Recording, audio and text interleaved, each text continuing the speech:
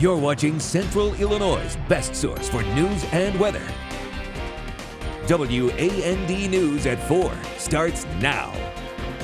Starting fresh now at 4, how you can wipe your criminal record clean, starting with just one phone call.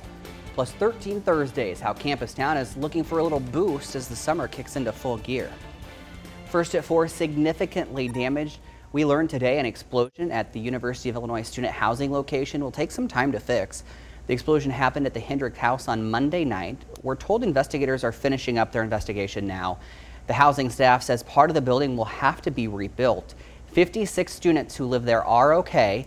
Crews do not have a timeline for how long the project will take. We also have a breaking update on the industrial fire in Morris, Illinois, that's north of here. The Illinois Environmental Protection Agency wants to take legal action against the business at the center of it all. The EPA says Superior Battery Inc. let contaminants get into the air and water. The organization wants the Attorney General to lead that charge. You probably remember about 100 tons of lithium batteries were involved in this fire. It happened on Tuesday. It forced more than 100,000 people to evacuate their homes. And firefighters say there are still flames, but they have made some progress. The EPA is also asking the Attorney General to make the company hire a consultant to try and figure out what caused that fire. Happening right now, the search has been put on hold. Safety concerns have halted rescue efforts a week after a building collapse in Surfside, Florida. Officials are concerned about how stable the building is, at least what's left of it. Crews say they've noticed widening cracks and up to a foot of movement in a large column. Right now, it's not clear when that search will continue. I don't have a time frame now. I definitely will want to continue focusing on search and rescue. So we'll have a meeting with the structural engineers and they'll develop different plans so we can evaluate and see what's best. So time frame, I can't tell you exactly when, but right now our primary focus, obviously is rescuing our victims as well as protecting, our fire personnel that are life-saving as well. And President Biden spent the day in South Florida today. The president and the first lady spent time with families of the victims and those who are still missing. The commander-in-chief also thanked rescue teams and first responders as they were pulled from the rubble for the first time since the collapse. What you're doing here is incredible. Having to deal with the uncertainty and worrying about, the families. Now, engineers are still on site. They will be around the clock. They continue to study the site as they try to find a way to make it safe for those search crews to get back to work.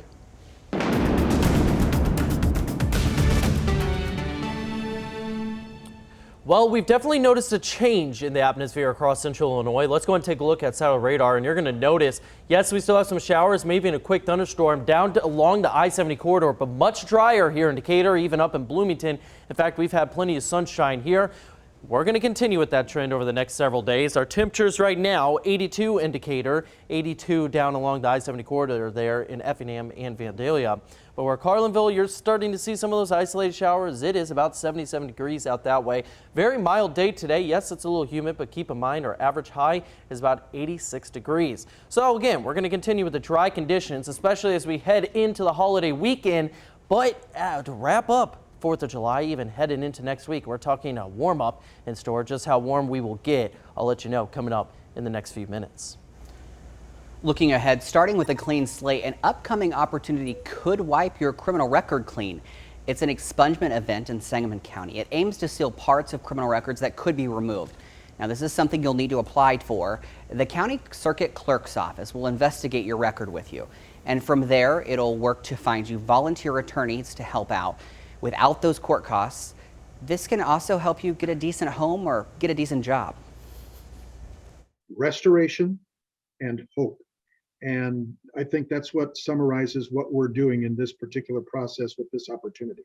And with the expenses that can be involved in an attorney fee and with expenses that can be involved in court fees, which are being waived, this is the way to go. Now, this expungement event is October 16th. Your deadline to register July 23rd. Grab a pen. Got a couple numbers for you to write down. To take advantage, call 866-787-1776. Again, that number on your screen, 866-787-1776. New today, House Speaker Nancy Pelosi has picked the team that she wants to lead the investigation into the Capitol riots. Pelosi appointed 8 new members to the 13-person committee. Among them, Republican Congresswoman Liz Cheney of Wyoming. She was one of only 2 Republicans who supported creating the committee. The committee has given no timeline on when it will get the job done. Decisions are liberating. They enable you to go to the next step. And the next step for us has always been to seek and to find the truth. We want to do so in the most patriotic and nonpartisan way so the American people have confidence in the results.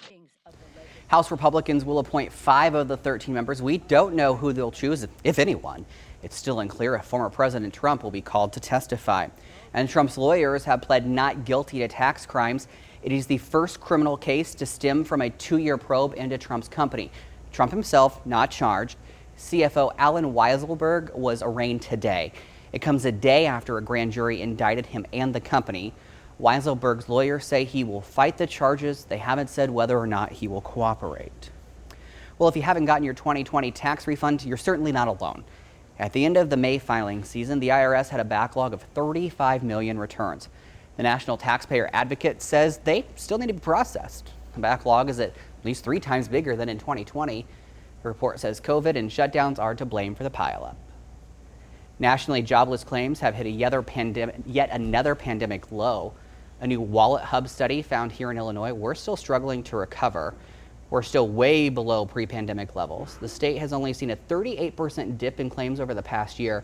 Now, while that may sound good, among U.S. states, it's the 5th lowest.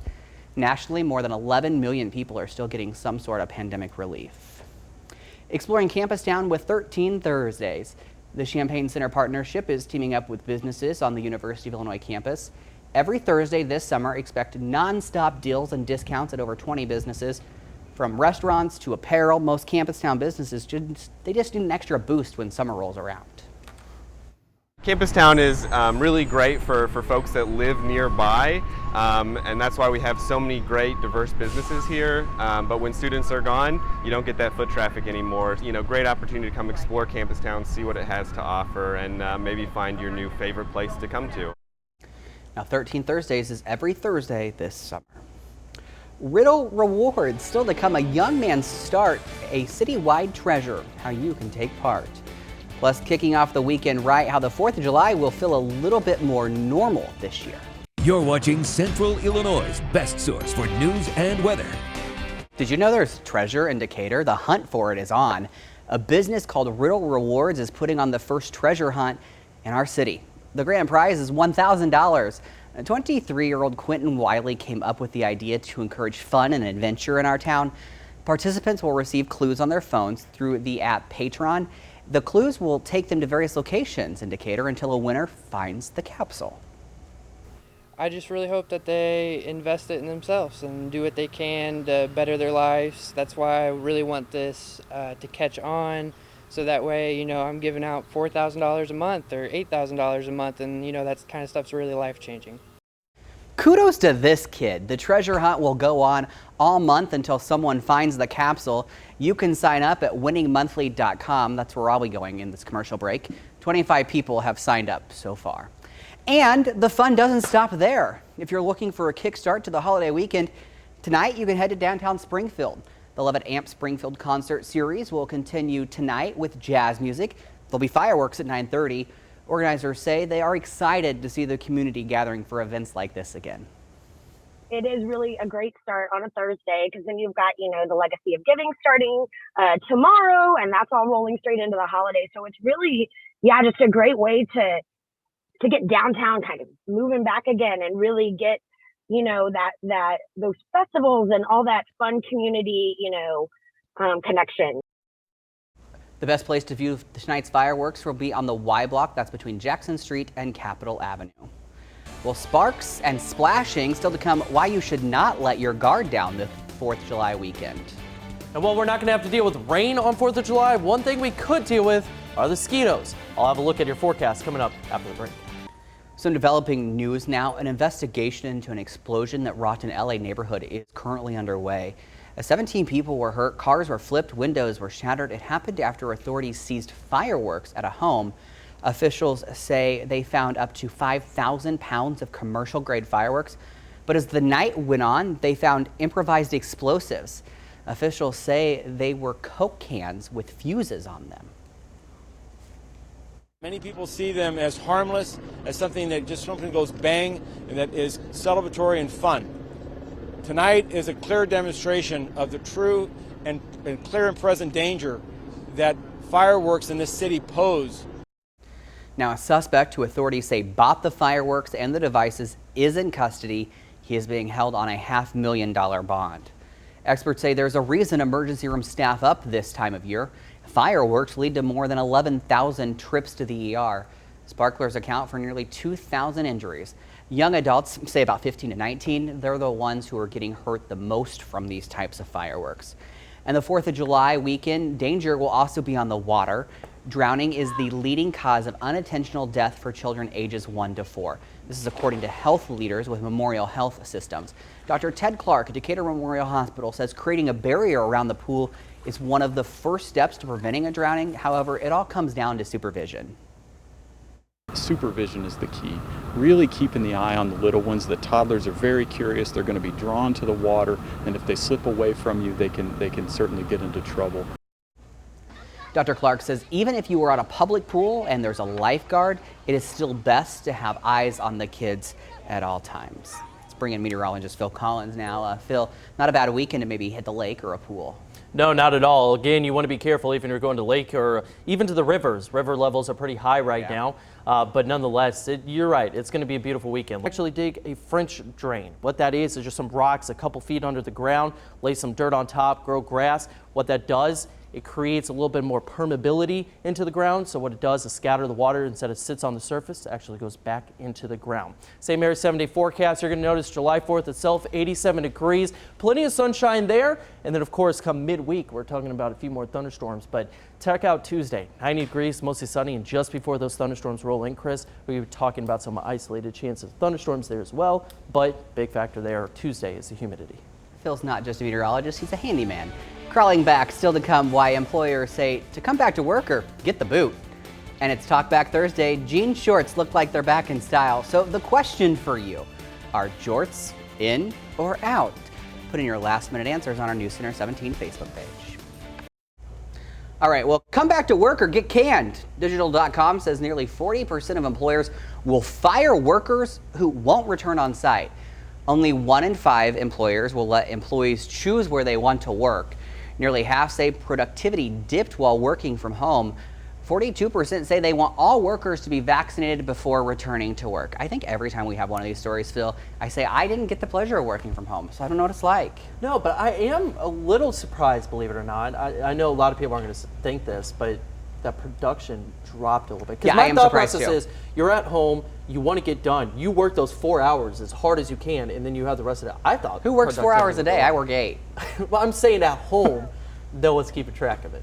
Okay, that's very true. You get done early and you're good to go. So I thought productivity would go up just a little bit, but you know. I'm surprised by how many, 40% of them are going to fire their employees. I guess you got to put the hammer down at some point. I guess you do. All right, well, it is Talk Back Thursday. Jean shorts look like they're back in style. I'm sure a lot of dads will be sporting that look this weekend. So today's question, are jorts in or out? Tom Wells says, speaking for dads everywhere, jorts and New Balance shoes never went out of style. I can't disagree. They're not my style itself, but I don't have an issue with people wearing them. I would wear jorts. I have no problem with it.